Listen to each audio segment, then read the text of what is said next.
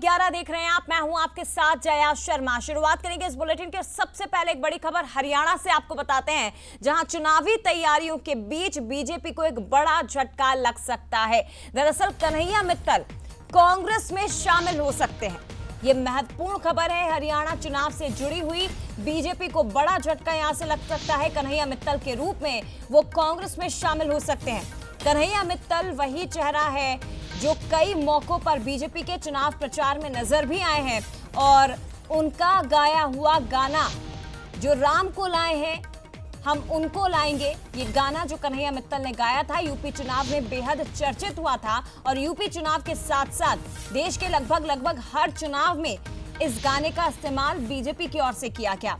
अब कन्हैया मित्तल ये कह रहे हैं कि उनका झुकाव कांग्रेस की ओर हो रहा है।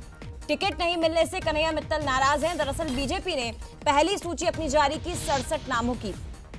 उम्मीद थी कन्हैया मित्तल को, बातचीत भी उनकी हुई थी कि उनका नाम शायद सूची में होगा, उन्हें टिकट मिल सकता है, लेकिन टिकट नहीं मिला। जिसके बाद अब ये महत्वपूर्ण खबर मिल रही है कि कन्हैया मित्तल जो ये खुद कह रहे हैं कि उनका झुकाव बीजेपी की ओर, माफ करिएगा कांग्रेस की ओर हो रहा है, वो संभवतः कांग्रेस में शामिल हो सकते हैं। जो राम को लाए हैं हम उनको लाएंगे, गाने वाले कन्हैया मित्तल बोले कि मेरा मन कांग्रेस से जुड़ रहा है, मेरा झुकाव कांग्रेस में हो रहा है। और क्या वो कांग्रेस में जाएंगे, सबसे बड़ा सवाल, क्योंकि खबरें यही चल रही हैं। और अगर ऐसा होता है तो बीजेपी को एक बड़ा झटका लगेगा। हालांकि इसके पहले उन्होंने कई गाने गाए हैं। खाटू श्याम जी के गाने के लिए वो प्रसिद्ध हैं, और राम जी का गाना जब उन्होंने गाया तो बीजेपी ने इस गाने को अपना एंथम सॉन्ग बनाया था। और हमारे साथ इस वक्त खुद कन्हैया मित्तल जी फोन लाइन पर जुड़ गए। कन्हैया मित्तल जी, बहुत स्वागत है आपका बंसल न्यूज पर। नमस्कार। जय श्री राम। जय श्री राम। कन्हैया मित्तल जी, क्या चल रहा है मन के अंदर, जरा बताएंगे? नहीं, मन के अंदर बिल्कुल सही वही राम का नाम चल रहा है जो चल रहा था। और खबर है कि हम ज्वाइन करेंगे कांग्रेस, जल्दी करेंगे। जब भी करेंगे तो आपको हम बताएंगे। कन्हैया मित्तल जी, लेकिन ये कहा जा रहा है, आप खुद ये बात कह रहे हैं कि आपकी नाराजगी भी, क्योंकि खबरें हैं, क्या आप टिकट की डिमांड कर रहे थे बीजेपी से? आप चाहते थे कि आपको टिकट मिले? मेरी कोई नाराजगी नहीं है जी। ना किसी से थी ना किसी से है। मैंने एक गीत गाया जो राम को लाए, वो उस शख्सियत के लिए गाया जो राम मंदिर को बनाने में सक्षम है जी। और मैंने हमेशा कहा कि डॉक्टर मनमोहन सिंह जी भी बनाते, हम उनका भी नाम ले लेते। तो हमने तो सनातन की सेवा करनी है, वो कहीं पर भी कर लेंगे। तो ये तो है नहीं कि एक ही दल है जो सनातन के लिए प्रतीक है जी।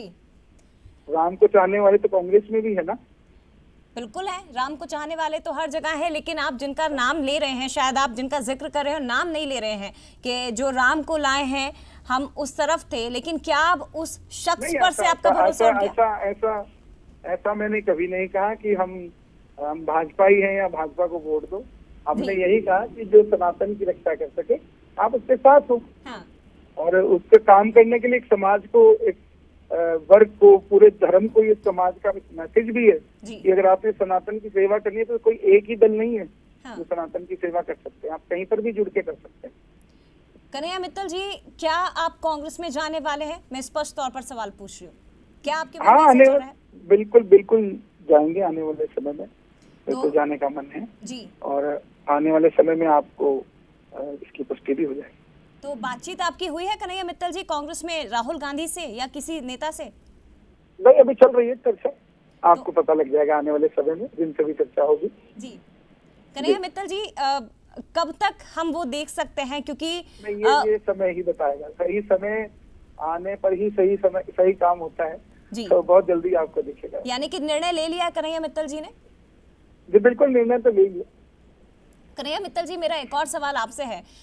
भले ही आप औपचारिक रूप से बीजेपी के साथ शामिल नहीं रहे हों, किसी राजनीतिक पार्टी में नहीं रहे हों, लेकिन कई मौकों पर एक तरह से ये समझे कि पोस्टर बॉय के रूप में आप रहे। बीजेपी ने कई मुद्दों पर आपसे क्या है कई जगह। सर, मेरा सवाल यह है कि चुनाव की अगर बात करें, विधानसभा, लोकसभा, आप कई जगह पर बीजेपी के लिए प्रचार करते नजर आए थे और आपने एक गाना भी गाया जो बहुत फेमस भी हुआ था और बीजेपी ने इसका इस्तेमाल लगभग हर चुनाव में किया है। तो नाराजगी की वजह क्या है? क्या आप टिकट की डिमांड कर रहे थे, सिर्फ ये नाराजगी है? कोई नाराजगी नहीं है, ना हमें कोई अपेक्षा है। हमें अपेक्षा किसी भी चीज की नहीं थी। हमें किसी ने कहा नहीं था कि ये गाना हमारे लिए बनाइए। तब भी हमने गाना अपनी मर्जी से बनाया था जी। ताकि लोगों को जागरूक कर सके सनातन के लिए।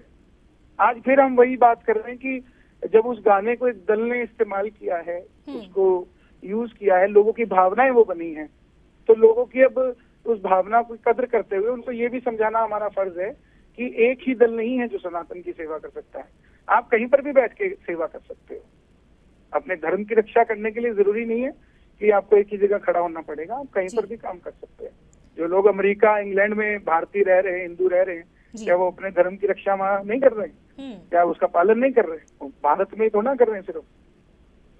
तो आप कहीं पर भी खड़े होकर सनातन की बात कर सकते हो। ये समाज को मैसेज है। मैंने किसी के कहने पे गाना नहीं बनाया था। नहीं, बिल्कुल सही बात है सर। माहौल देश में कुछ उस तरह का था, आपने गाना बनाया, आपने भजन बनाया, और आप खाटू श्याम जी के भी भजन हमेशा ही गाते रहे हैं। एक भजन जिसके कारण इस वक्त सबसे ज्यादा चर्चाएं आपकी हो रही हैं और जिसका जिक्र आप और हम इस वक्त कर रहे हैं, क्या वो भजन आप एक बार सुनाएंगे? देखिए, अभी मैं रास्ते में ट्रेवल कर रहा हूँ और मेरी आवाज भी क्रैक हो रही है। आप दोबारा हमसे बात करेंगे। चलिए, कोई बात नहीं करेंगे मित्तल जी, लेकिन मेरा एक और सवाल रहेगा, क्योंकि सनातन धर्म की रक्षा की बात आप कर रहे हैं और आप बीजेपी में, मैं बार बार कहूंगी कि आप औपचारिक रूप से शामिल नहीं रहे, लेकिन आप कई मौकों पर वहां पर नजर आए हैं, प्रचार आपने किया है, स्टार प्रचारक। हमने कांग्रेस नेताओं के भी कार्यक्रम हमने किए हैं जी, हमने भाजपाइयों के भी किए हैं, हमने टीएमसी के भी कार्यक्रम, ममता बनर्जी के मंत्री जहाँ बंगाल में रहते थे, हमने वहाँ भी कार्यक्रम किए। हमारा काम है भजन करने का, और वो हमने किए हैं जहां जहां हमें मौका मिला, जहां जहां अवसर मिला। इंसान देखकर कभी जी, उनके दर सबके लिए बराबर है। आप कह रहे हैं कि मेरा मन कांग्रेस से जुड़ रहा है, तो मन कांग्रेस से जुड़ रहा है, इसकी वजह सनातन धर्म की रक्षा ही है। आप सक्रिय राजनीति में रहकर सेवा करना चाहते हैं समाज की? जी बिल्कुल, अगर उसका मौका मिलेगा तो वो भी करेंगे, क्या दिक्कत है? यानी कि अभी दिन तय नहीं है कन्हैया मित्तल जी? नहीं, दिन तय। चलिए, बहुत शुक्रिया आपका कन्हैया मित्तल जी बंसल न्यूज से जुड़ने के लिए, बातचीत के लिए। लेकिन बड़ी खबर यह है कि कन्हैया मित्तल जी खुद बंसल न्यूज से खास बातचीत में कहते हैं कि मैंने कभी नहीं कहा बीजेपी को वोट दो, लेकिन ये जरूर कहा है कि हाँ, मैं कांग्रेस में जाने वाला हूँ। दिन तय नहीं है, तारीख तय नहीं है, लेकिन जब हम बीजेपी में हम कांग्रेस में शामिल होंगे, आपको पता चल जाएगा। बड़ी खबर यह है कि एक और झटका बीजेपी को हरियाणा में लगने वाला है। हालांकि कन्हैया मित्तल औपचारिक रूप से कभी बीजेपी के साथ शामिल नहीं रहे, लेकिन कई मौकों पर उनको प्रचार करते हुए बीजेपी के लिए देखा गया। उनका गाना, जिसका जिक्र हम कर रहे हैं, जो राम को लाए हैं उनको लाएंगे, ये गाना गाने वाले कन्हैया मित्तल जो फेमस हुए हैं, और अब उन्होंने ये फैसला ले लिया है कि उनका झुकाव कांग्रेस की तरफ हो रहा है और वो कांग्रेस में जाने का मन अपना बना चुके हैं। ये बड़ी खबर है इस वक्त की।